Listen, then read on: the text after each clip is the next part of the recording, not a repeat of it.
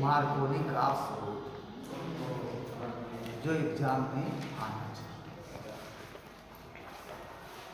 ठीक है? Yes sir.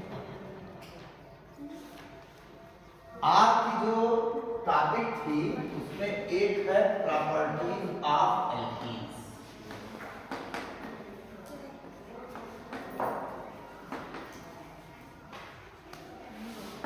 Properties of alkenes में मेन दो प्रॉपर्टीज में डिवीजन होता है, एक है फिजिकल प्रॉपर्टी और दूसरी है केमिकल प्रॉपर्टी। फिजिकल प्रॉपर्टीज में हम लोग मुख्य रूप से देखते हैं डाइपोल मोमेंट की value, boiling point, melting point. तो जब हम एल्कीन्स की बात करते हैं तो आपने जैसा पढ़ा होगा ज्योमेट्रिकल आइसोमेरिज्म में ये दो फॉर्म दिखाता है, एक सिस फॉर्म, दूसरा ट्रांस फॉर्म। सिस फॉर्म का डाइपोल मोमेंट अधिक होगा जबकि ट्रांस फॉर्म का एक दूसरे से कैंसिल। ठीक इसी तरीके से जब आप देखेंगे बॉइलिंग पॉइंट, तो बॉइलिंग पॉइंट आप पाओगे कि सिस की अधिक होगी और इसकी कारण हाई इंटरमॉलिक्यूलर फोर्स ऑफ। इसी तरीके से जब केमिकल प्रॉपर्टीज की हम लोग बात करेंगे तो सबसे पहले हमने जिस तरीके से वहां बात किया था वो था hydrogenation of alkene. First hydrogenation of alkenes में सबसे पहले आप देखेंगे कि ये हमने इसकी बात की और हाइड्रोजन को जोड़ा गया। इसमें सेम कैटेगरी है कि चाहे जिस तरफ आप जोड़ दीजिए, एक तरफ इधर x, एक तरफ इधर x, ये h।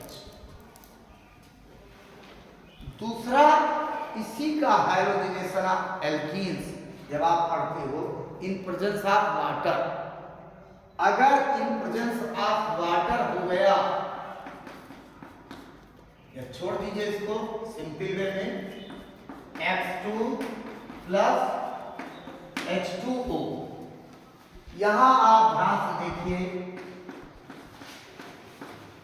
यहां HCl, यहां OH प्लस HCl, ये जो बनता है इसको हम कहते हैं क्लोरोहाइड्रिन। अगर क्लोरीन है तो, अगर इस Cl की जगह हमने X लगा दिया इसको हम कहते हैं हाइलोहाइड्रिन। Cl है तो क्लोरो, X है हाइलो, ब्रोमीन हो जाएगा तो ब्रोमोहाइड्रिन। अब इसी हाइड्रोजनेशन ऑफ एल्कीन्स में यहां हमने देखा दोनों थे सिमेट्रिकल। अब बात आ जाती है कि अगर अनसिमेट्रिकल रिएजेंट भी हो और अनसिमेट्रिकल एल्कीन्स भी, दोनों को ध्यान रखना, सिमेट्रिकल दोनों नहीं होगा, दोनों क्या होंगे? अनसिमेट्रिकल। उस अनसिमेट्रिकल एडिशन ऑफ एल्कीन्स के लिए रूल्स है बहुत फेमस, जिसको हम लोग आज डिस्कस करेंगे। उसका नाम है मार्कोनी का rule.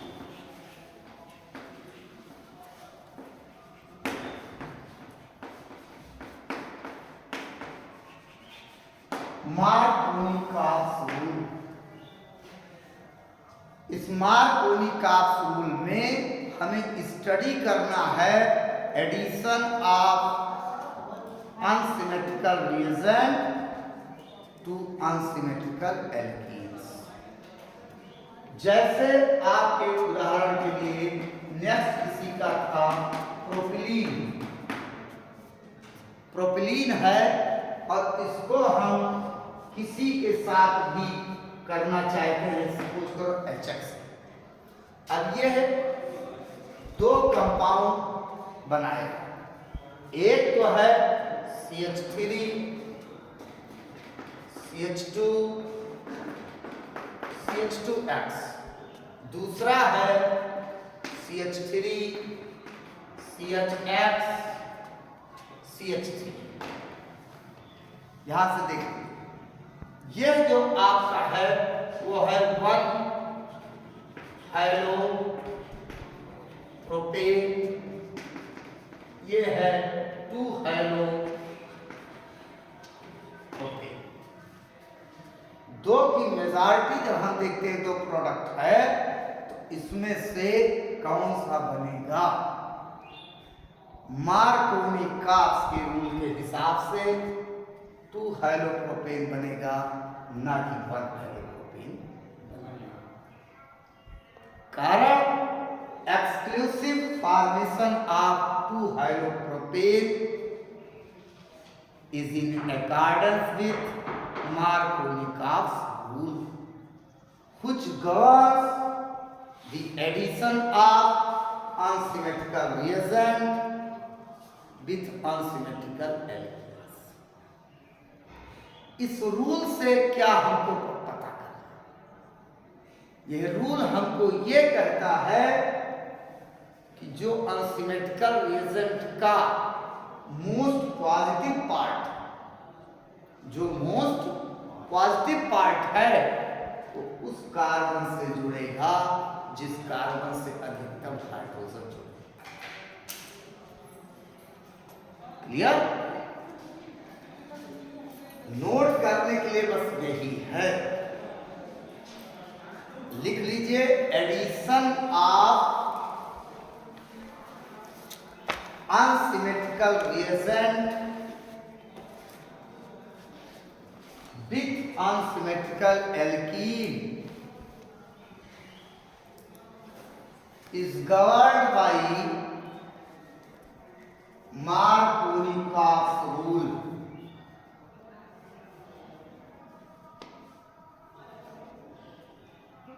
This rule states that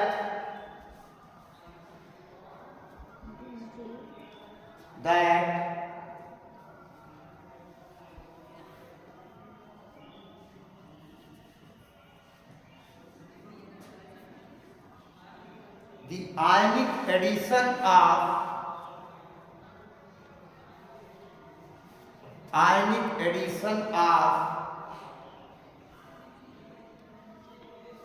unsymmetrical reagent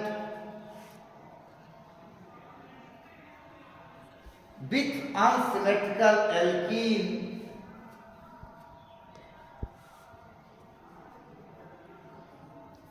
in such a way that the positive part of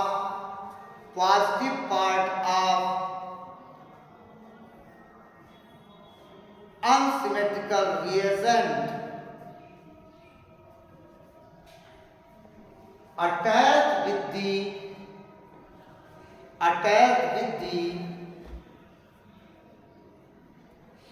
carbon atom of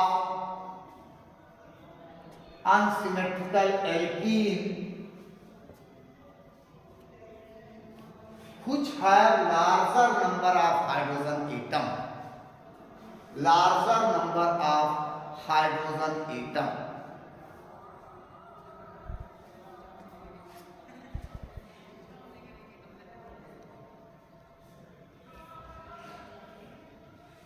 the orientation of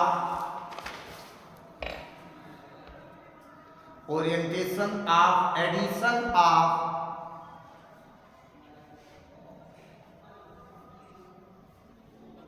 unsymmetrical reagent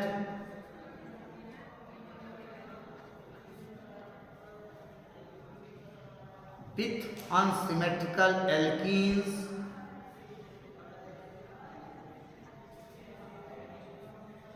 can be explained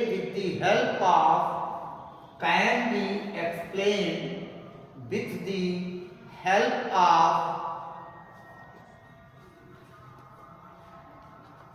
explain with the help of relative stability of carbonium ion.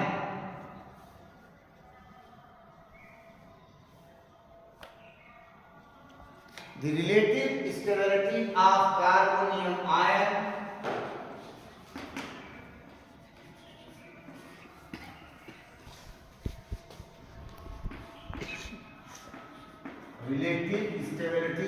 carbonium ion are as follows.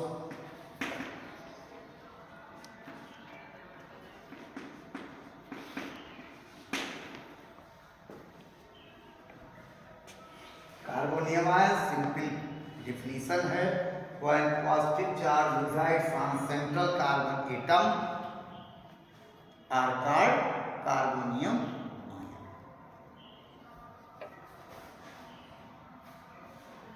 If probability of more than one carbonium ion, if probability of more than one carbonium ion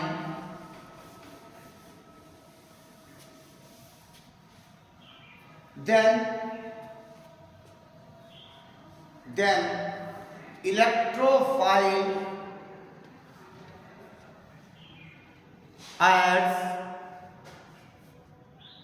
to give more stable carbonium ion. More stable carbonium ion.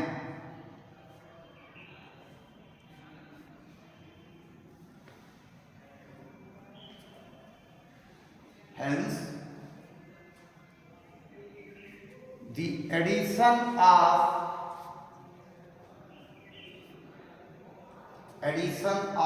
HBr to propylene gives 2-bromopropane,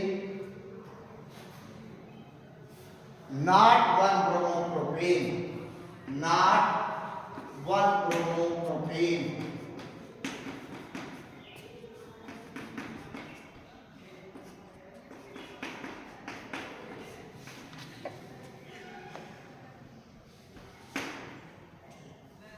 अब ध्यान से इस पे देखिए, ये H positive, ये किससे जुड़ेगा? CH2 से। अब अगर यहां हो गया CH3, CH पॉजिटिव, और इधर कितना हो गया? CH3। नेक्स्ट एडिशन आपका है ब्रोमाइड का, तो हमने बता दिया पॉजिटिव पार्ट किससे जुड़ेगा? जिस कार्बन से अधिक हाइड्रोजन था। अब इसका पॉजिटिव इधर ट्रांसफर हो गया, तो निगेटिव पार्ट अब किस पर अटैच हो जाएगा? और ये हुआ CH3 CH Br। यहां ध्यान से देखिएगा, अगर इसका नाम की बात हम करें तो ये क्या है? Isopropyl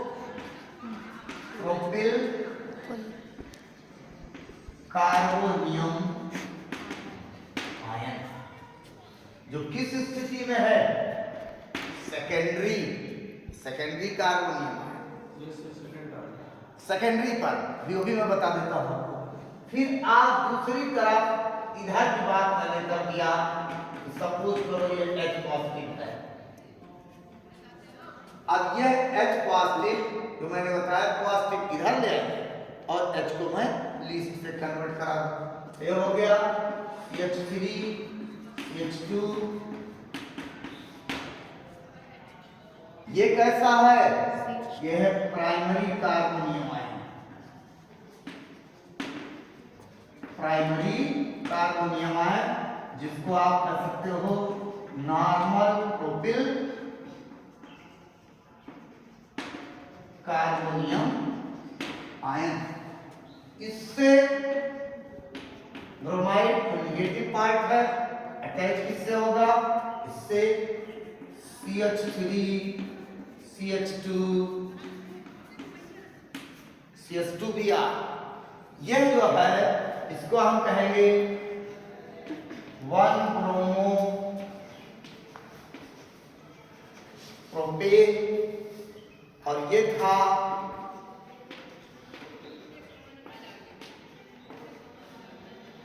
2 bromo propane.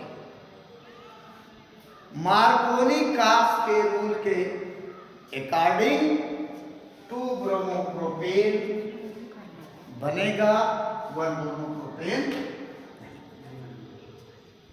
ये एक बहुत इंपॉर्टेंट मार्कोनी कास का रूल है, एग्जाम की भी दृष्टि से, रिएक्शन मैकेनिज्म की भी दृष्टि से, और ठीक इसका एक उल्टा भी आता है, उसको भी मैं बता दूंगा, कुछ विशेष नहीं। वह है एंटी मार्कोनी कास रूल, जिसको हम लोग खरास इफेक्ट भी कहते हैं और दूसरा पर ऑक्साइड इफेक्ट भी कहते हैं। इन शॉर्ट में आपको मैं बता दूं, अगर इसी के स्थिति में आप केवल पेरोक्साइड की उपस्थिति करा दें, यानी addition of unsymmetrical reagent with unsymmetrical alkene in presence of peroxide, reaction Markovnikov's का उल्टा हो जाएगा, यानी 1 ब्रोमो प्रोपेन मेनली बनेगा, 2 ब्रोमो प्रोपेन नहीं बनेगा। उल्टा होने के कारण इसको हमने क्या कहा, एंटी मार्कोनी कास रूल। पर ऑक्साइड की उपस्थिति के कारण इसको क्या कह दिया, पर ऑक्साइड इफेक्ट। खरास नामक वैज्ञानिक इसको काम किया, इसलिए इसको क्या कहा, खरास इफेक्ट। 3 एक साथ आपके भाई, यानी अगर हम लोग एंटी मार्कोनी कास की बात कर लें तो सीधे कहेंगे positive part of reagent attach with carbon of unsymmetrical alkene which have lower number of hydrogen atom. In this way हम लोग दोनों को एक साथ समझ सकते हैं, केवल पलट के मार्कोनी कास समझ जाएं तो पेरोक्साइड के उपस्थिति में पलट देंगे। ये टॉपिक हमारा आप ध्यान से